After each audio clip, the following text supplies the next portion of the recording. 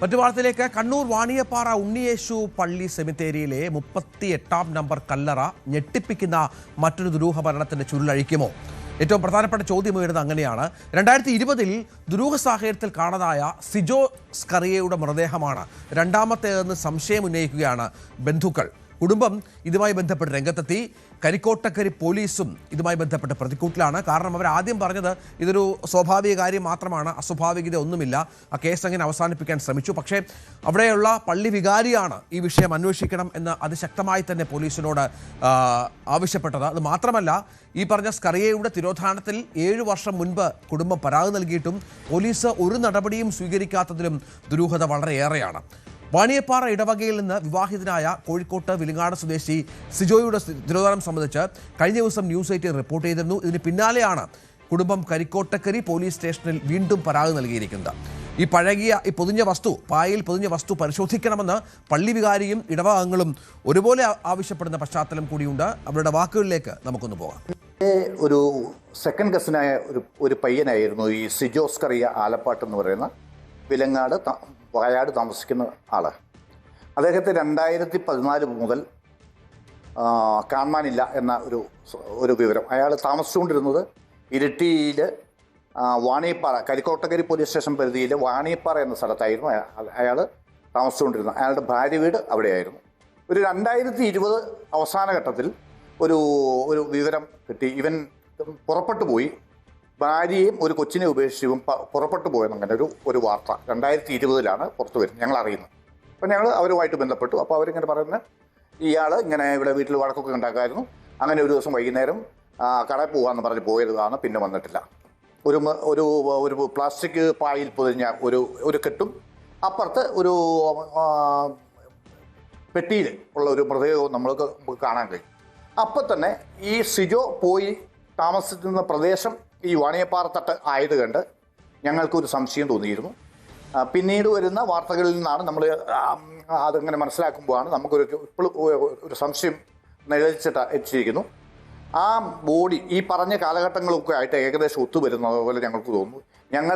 എൻ്റെ ഈ ബന്ധുവാണോ എന്ന് സംശയമുണ്ട്. അതുകൊണ്ട് ഞങ്ങൾ ആ ബോഡി പുറത്തെടുത്ത് അത് DNA പരിശോധനയ്ക്ക് വിധേയമാക്കണമെന്നാണ് ഞങ്ങളുടെ ആവശ്യം. ബോഡി കണ്ടെന്നും പറഞ്ഞുകൊണ്ട് ഈ വാർത്തയിൽ എഴുതി കാണിച്ചപ്പോഴാണ് എല്ലാവർക്കും ഇനി ഏതാണെന്ന് നമുക്കറിയത്തില്ലല്ലോ, ആരെയും പഴിച്ചിട്ടൊന്നുമില്ല നമ്മൾ പറയുന്നേ. എങ്ങനെ പറ്റിയെന്നുള്ളത് ഞങ്ങൾക്കൊന്ന് അറിയാൻ വലിയ ആഗ്രഹമായിരുന്നു. 2014 നവംബറിലാണ് അവർ ഇവിടുന്ന് കൊണ്ടുപോയിരിക്കുന്നത് ചെറുക്കനെ. കുറ്റിയാടി പോലീസ് സ്റ്റേഷനിലാണ് ഞങ്ങൾ പരാതി കൊടുത്തത്. അത് കഴിഞ്ഞ് വെച്ചിട്ട് ഇവിടെ ഇവിടെ കൊണ്ടുവന്ന് വിട്ട് കഴിഞ്ഞപ്പോൾ ഞങ്ങൾ കുറച്ച് ചെറുക്കൻ അവിടെ ഉണ്ടായിരിക്കുമെന്നാണ് വിചാരിച്ചത്. അങ്ങനെ ഇല്ലെന്നായി കഴിഞ്ഞപ്പോഴാണ് എല്ലാവരും പറഞ്ഞ് പരാതി കൊടുക്കാൻ പറഞ്ഞിട്ട് ഞങ്ങൾ പരാതി കൊടുക്കുന്നത്. അപ്പോൾ സിജോയുടെ ബന്ധുക്കളാണ് ഈ ആരോപണവുമായി രംഗത്ത് വന്നിരിക്കുന്നത്. ഈ വിഷയത്തിൽ പോലീസും പ്രതിക്കൂട്ടിലാണ്. KV ബൈജു ആയിരുന്നു. ബൈജു വർഷങ്ങൾക്ക് മുൻപ് നൽകിയൊരു പരാതി 2020-ൽ, അതിലൊരു അന്വേഷണം ഉണ്ടായില്ല എന്ന് വേണം മനസ്സിലാക്കാൻ. ഇപ്പോൾ ഈ പുതിയ തരത്തിൽ ഈ പുതിയ സംഭവവികാസങ്ങൾ ഉണ്ടായിട്ടും സംശയാസ്പദമായ രീതിയിൽ സാഹചര്യ തെളിവുകൾ ഉണ്ടായിട്ടും അതിലും അന്വേഷിക്കാൻ പോലീസ് തയ്യാറാകുന്നില്ല. അങ്ങനെ ദുരൂഹതകൾ ഏറെയാണ്.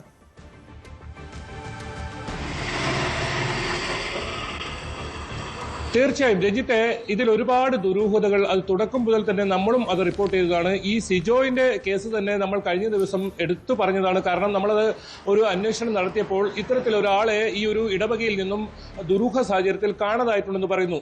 അങ്ങനെ അത് സംബന്ധിച്ച് പരാമർശം നമ്മൾ നടത്തിയാണ്. അതിനുശേഷം പോലീസോട് ചോദിക്കുമ്പോൾ പറഞ്ഞത് ഇതിൽ ഒരു ദുരൂഹതയുമില്ല, എല്ലാ പ്രശ്നങ്ങളും തീർന്നു എന്നായിരുന്നു പോലീസ് ബൈറ്റും ഉൾപ്പെടെ നമുക്ക് നൽകുന്ന സാഹചര്യം ഉണ്ടായത്. പക്ഷേ അങ്ങനെയല്ല. പള്ളി വികാരിയും ഈ ഇടവക അംഗങ്ങളും ഒരുപോലെ നാട്ടുകാരും പറയുന്നത് ഇതിൽ വലിയ ദുരൂഹതയുണ്ട്, പോലീസ് ദുരൂഹതയില്ല എന്ന് പറയുമ്പോഴും ഈ വസ്തു എന്താണ് എന്ന് പരിശോധിക്കുന്നതിന് പോലീസിന് എന്താണ് ഇത്ര താമസം, അല്ലെങ്കിൽ എന്താണ് അവർ മടിക്കുന്നത് എന്നാണ് ഏറ്റവും പ്രധാനമായി ഉയരുന്ന ചോദ്യം. ഏതായാലും ഇതിൽ ട്വിസ്റ്റോ എന്ന് പറയേണ്ടി വരും. ആദ്യം ഈ 2006-ൽ ഇതിലൊരു മൃതദേഹം അടക്കിയിട്ടുണ്ട്, അത് രേഖാപ്രകാരമുണ്ട്. അതോടൊപ്പം ഏറ്റവും ഒടുവിലായി 2015-ലും ഇതിലൊരു മൃതദേഹം അടക്കം ചെയ്തിട്ടുണ്ട്. പക്ഷേ ക്രിസ്ത്യൻ ആചാരപ്രകാരം നമ്മൾ നേരത്തെ ഒക്കെ റിപ്പോർട്ട് ചെയ്തതാണ്, ഒരു കാരണവശാലും ഇത്തരത്തിൽ പായൽ പായയിൽ പൊതിഞ്ഞ നിലയിൽ ഒരു മൃതദേഹത്തോട് അനാദരവ് കാണിക്കുന്ന രീതിയിൽ സംസ്കാരം ഒരിക്കലും നടത്തില്ല. അപ്പോഴാണ് ഇതിൽ വലിയ ദുരൂഹത വരുന്നത്. വലിയ പഴക്കം, അത്ര ഒരു 15 വർഷത്തെ പഴക്കമൊന്നും ഈ പായൽ പൊതിഞ്ഞ ഈ ഒരു വസ്തുവിന് ഇല്ല എന്ന് തന്നെയാണ് പ്രാഥമികമായും അത് ആര് നോക്കിയാലും മനസ്സിലാക്കാൻ സാധിക്കുന്നത്. അങ്ങനെയാണെങ്കിൽ ഈ സിജോസ് കറിയ എവിടെ പോയി? ഈ സിജോസ് കറിയ കേസിൽ എന്തുകൊണ്ട് പോലീസ് വലിയ അന്വേഷണം നടത്തിയിട്ടില്ല? മാത്രമല്ല, ഈ കുടുംബം നമുക്ക് നൽകിയ അഭിമുഖത്തിൽ തന്നെ പറയുന്നുണ്ട്, ഈ കേസ് ക്ലോസ് ചെയ്യാൻ ആവശ്യപ്പെട്ട് പോലീസ് തങ്ങളെ സമീപിച്ചു എന്നൊക്കെയുള്ള ആരോപണം അവർ ഉന്നയിക്കുന്നുണ്ട്. അങ്ങനെയാണ് ഇവർക്ക് ഈ ഒരു സംശയം മാറ്റണം. ആ വസ്തു തുറന്ന് പരിശോധിച്ചതിന് ശേഷം മൃതദേഹമാണെങ്കിൽ DNA സാമ്പിൾ നേരത്തെ തന്നെ ശേഖരിച്ചിരുന്നു ഈ സിജോസ് കറിയയുടെ, അത് ഒന്ന് പരിശോധിക്കണം എന്ന് മാത്രമാണ് ഈ കുടുംബം ആവശ്യപ്പെടുന്നത്. അതല്ലാതെ അവർക്ക് ഏതെങ്കിലും തരത്തിൽ സിജോസ് കറിയാണ് എന്ന് അവർക്ക് ഉറപ്പിക്കാനോ സംശയം ദൂരീകരിക്കേണ്ട ബാധ്യത പോലീസിനുണ്ട്. അത് നടക്കുകയും വേണം. അതിനുള്ള ശ്രമങ്ങൾ ഉണ്ടാകുമോ എന്നുള്ളത് നമുക്ക് കാത്തിരുന്ന് കാണാം. കൂടുതൽ വാർത്തകൾക്ക് News 18 Keralam YouTube channel subscribe ചെയ്യുക.